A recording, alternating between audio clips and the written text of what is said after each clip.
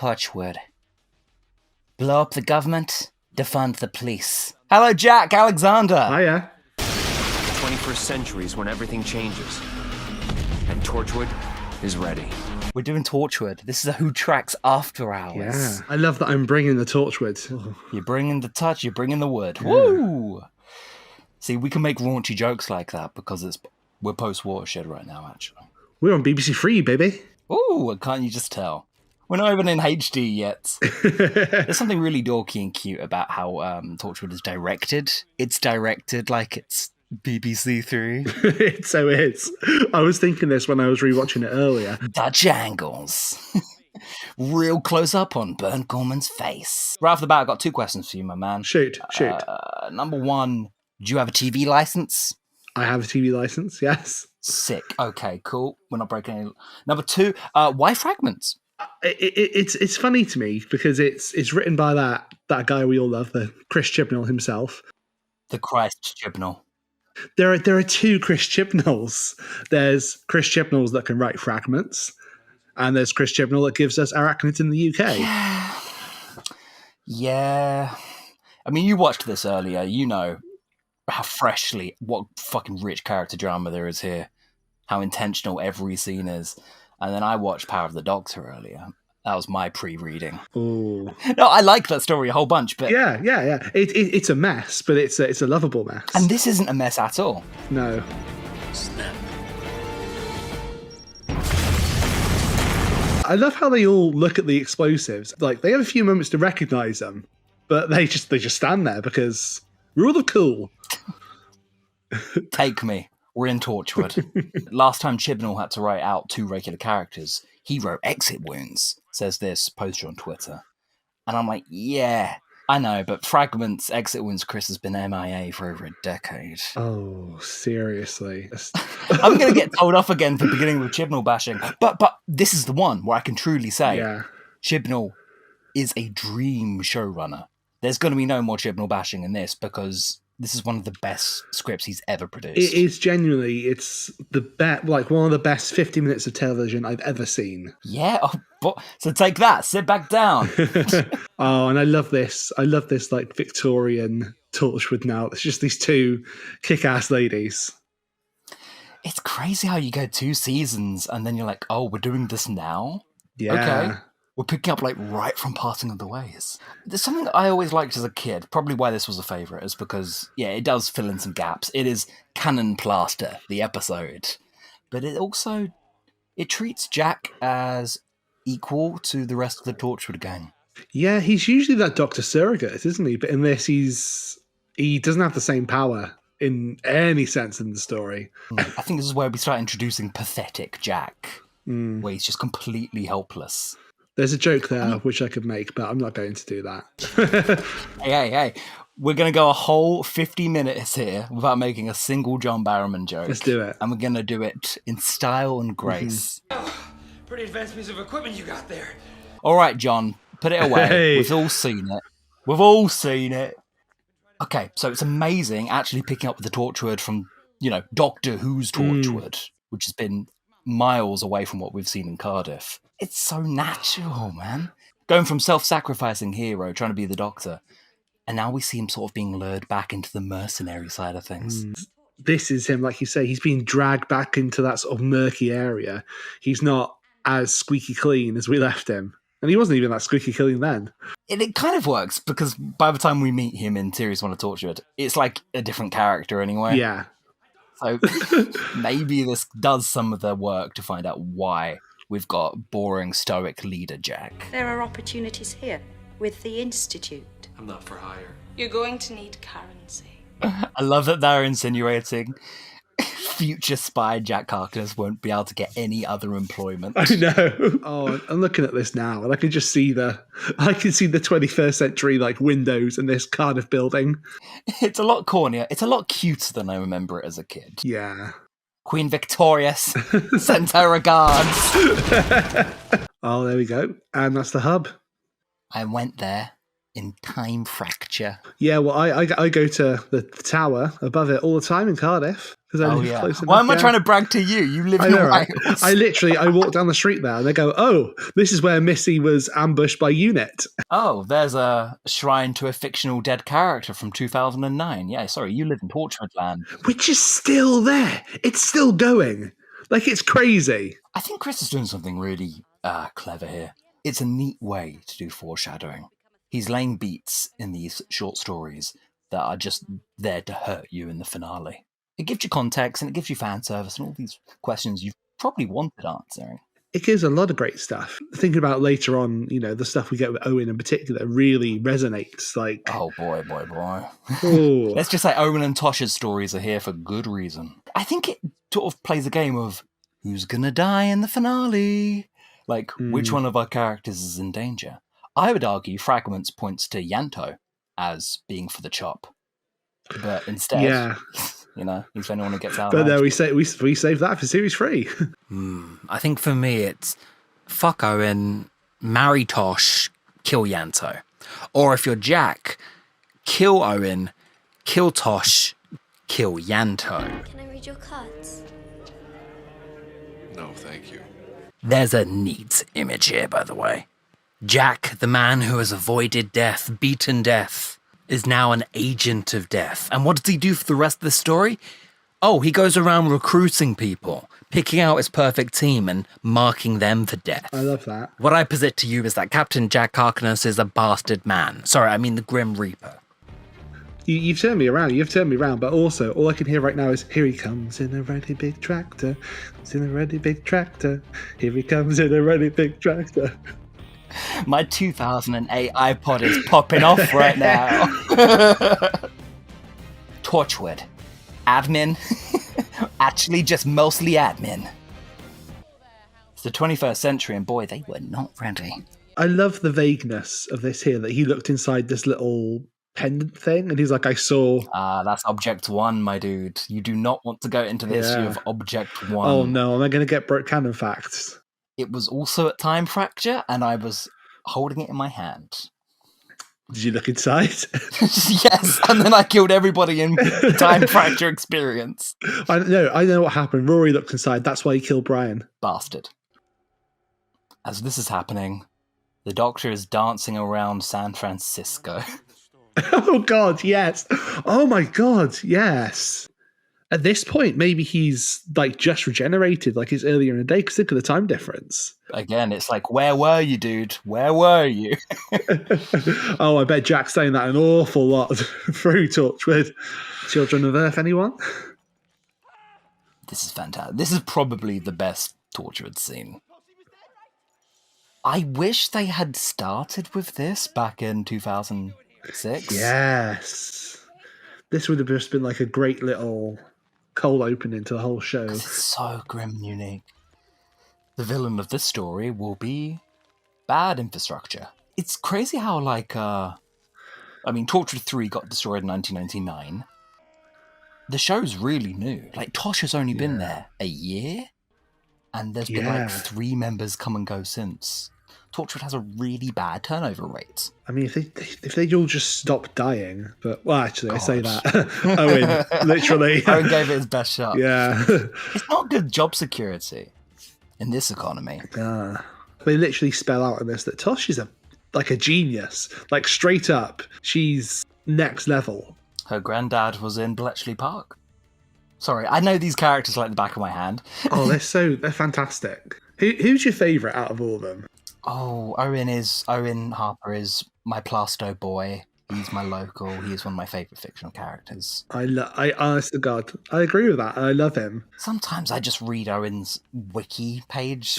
I recommend it sometime. It is fucked. The amount of things you can throw at one fictional character. This is pre her even meeting like 9 for that little bit in London where...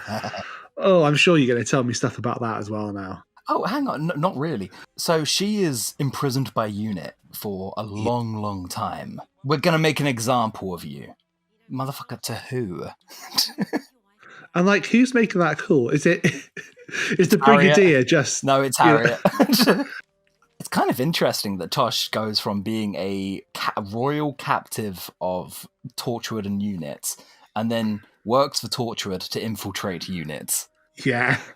That must have been like a scary day for her. No wonder she was screaming so much when that pig was running around. She was reliving trauma. Yeah. A space pig.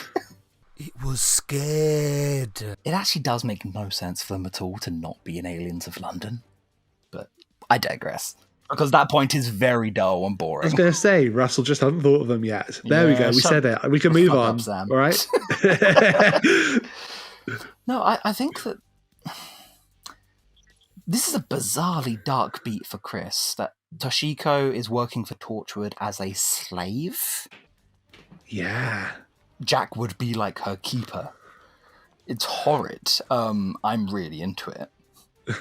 In the same way, my favourite fictional character from this show is lovely and darling, gorgeous boy, but also still a date rapist. Look, they can call it whatever you want. It's a sonic screwdriver, that. It is. Just like, come on, Chris. Just... Skip ahead to Journey's End, and she's defeating Daleks from beyond the grave. I almost don't blame Jack for... No, human slavery. Actually, definitely against human slavery. Yeah, come on now. It's annoying, though, that I watch Doctor Who now and Torchwood and Sarah Jane Adventures and go, oh, where is that in Cardiff? I can't suspend my disbelief anymore. I'm just like, oh, where is that? If you look over in the corner, you can actually see like Sarah Jane and Clyde recording something for their episodes. Probably. I imagine that's just what Cardiff was like circa 2008. Great, I've just walked into Vinda for his spin-off. Vinda! Slug monster in the streets. Nature is healing. Cardiff is healing. I mean, there's usually slug monsters in the street on Cardiff from a Friday night anyway, but they're usually down Chippy Lane. But there's not much plot to this segment. It just does really take time to focus on the agony of it all. It's just a very sordid little bit of writing. There's not a whole ton of character. I think Tosh has done a little bit of a disservice. Yeah, she's super smart, and she's hired for being super smart because she's the super smart one in the chair. It's the origin you would give to the trope. I'm just amazed they showed it in this much graphic detail. It's a story that happens to Tosh rather than her being like an active participant in it. And again, sometimes it's that cruelty I go to Torchwood for. Honestly, what's worse? Genocide in the Silurians or locking up Naoki Mori? If I can just be annoying one last time. The year that Tosh joined Torchwood, it makes no fucking sense. Oh no, not a Torchwood dating conspiracy. I'm marking you for death.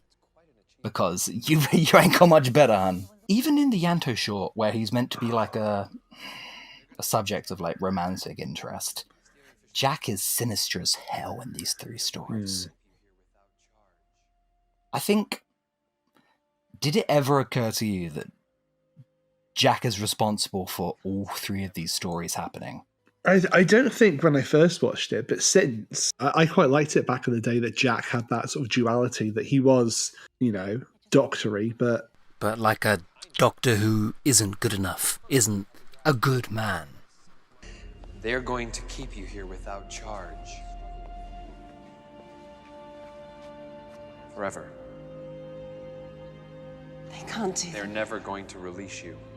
Just from the way we've seen him recruit, like and test Gwen, what we see later with Owen especially, I'm telling you, I always thought it was like reading between the lines that he planted the squid in Owen's wife's head.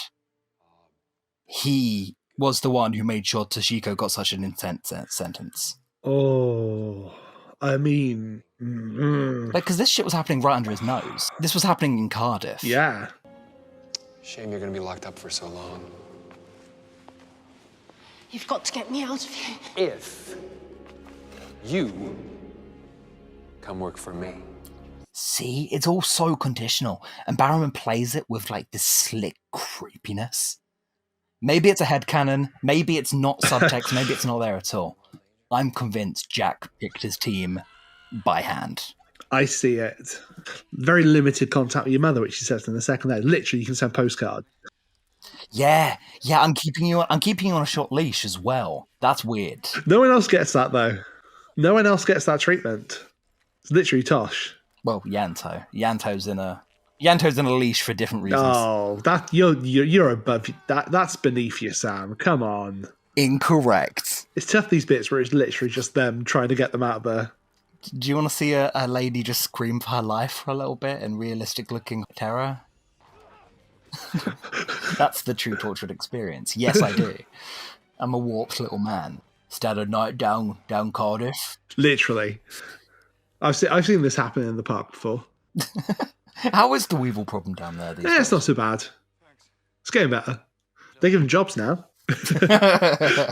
Jack, when I was a kid, I watched the season 2 box set of Torchwood more than any of the Doctor Who ones.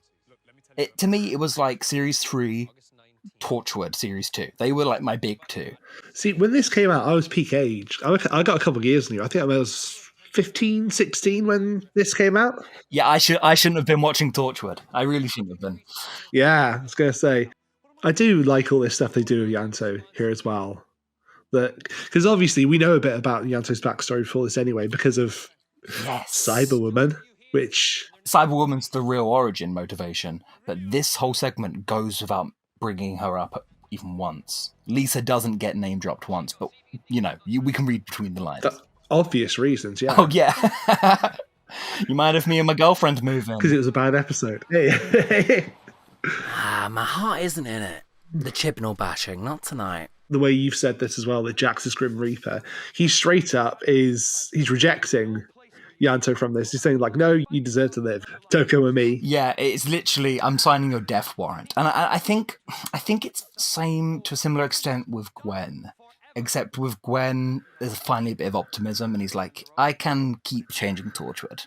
It doesn't have to be the Suicide Squad. But as we know... Captain Jack Harkness isn't a character notorious for winning.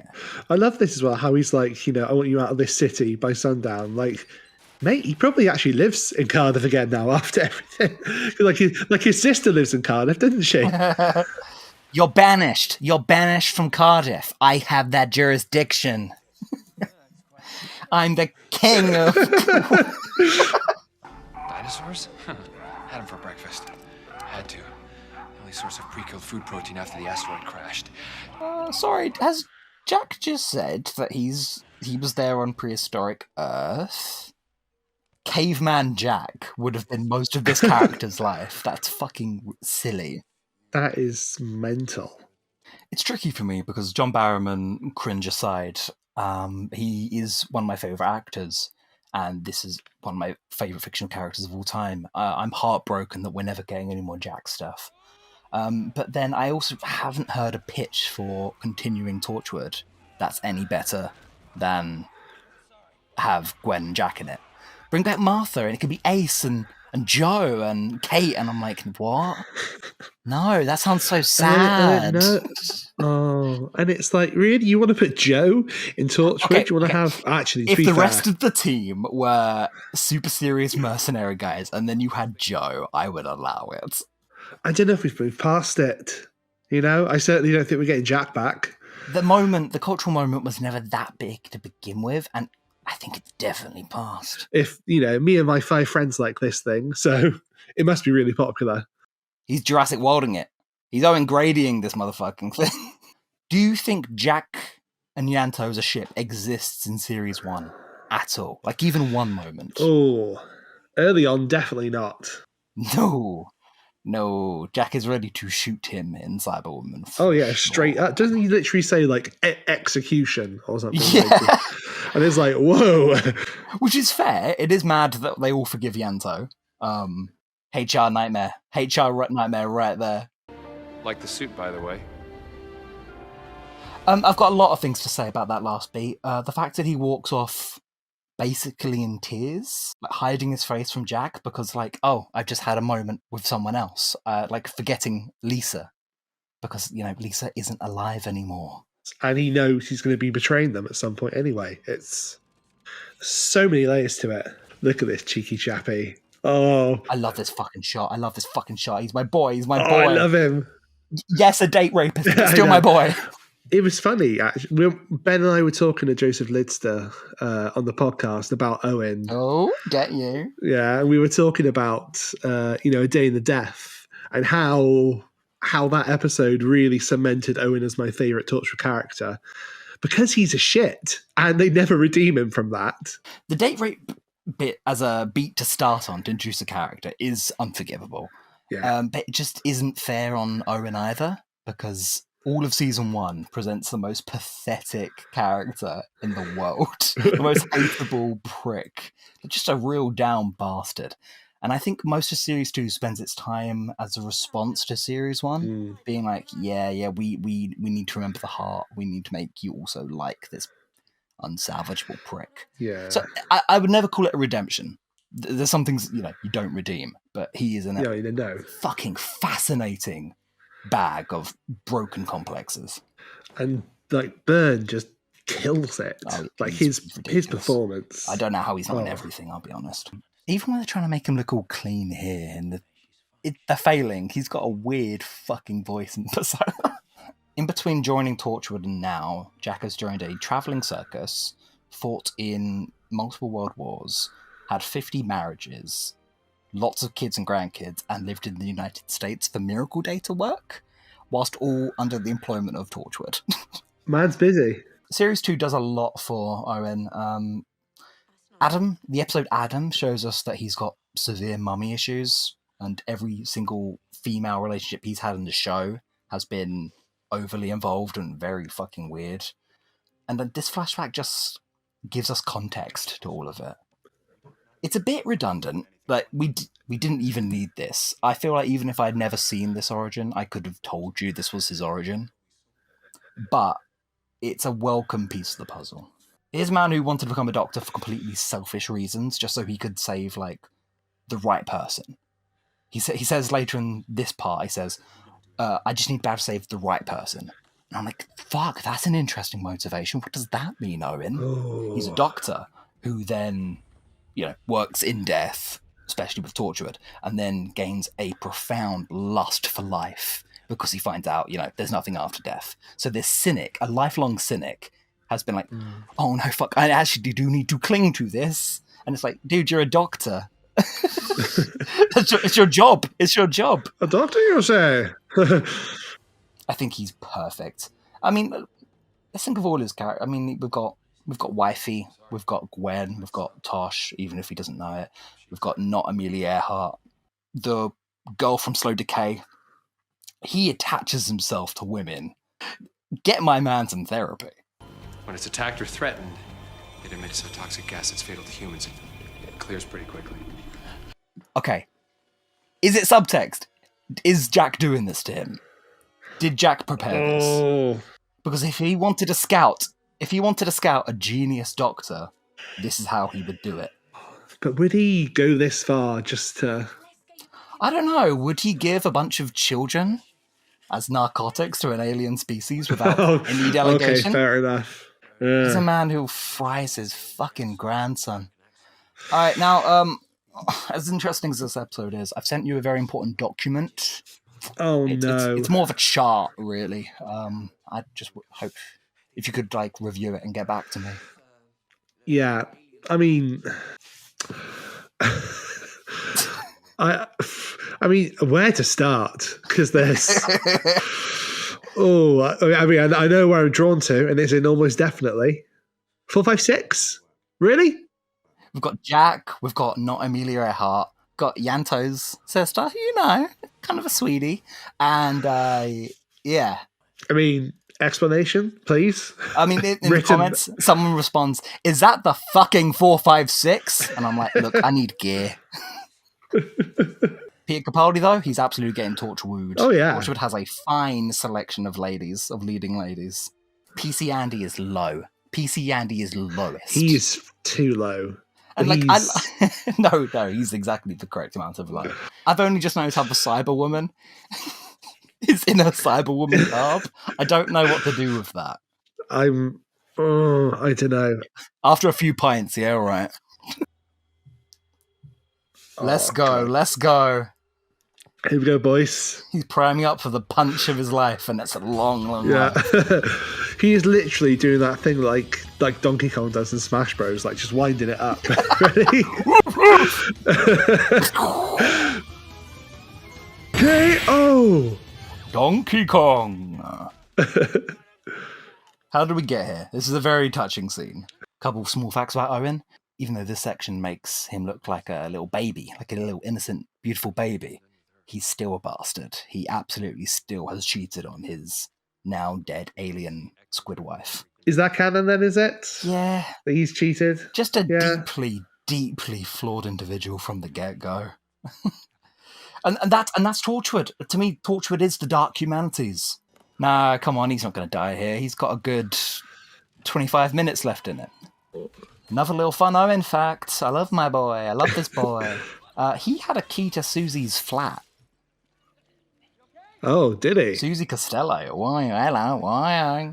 Hey, hello. And he doesn't have a single reaction to Jack offing her in season 1, episode 1.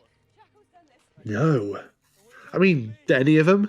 No. Really? Susie was not popular. Oh no. Oh no is my reaction as well. Oh no, absolutely not, specifically. God, this twist really is hilarious as an adult. You know, like it's cool. Yeah. It's cool. It's the first time I'd ever been subjected to the secret brother trope.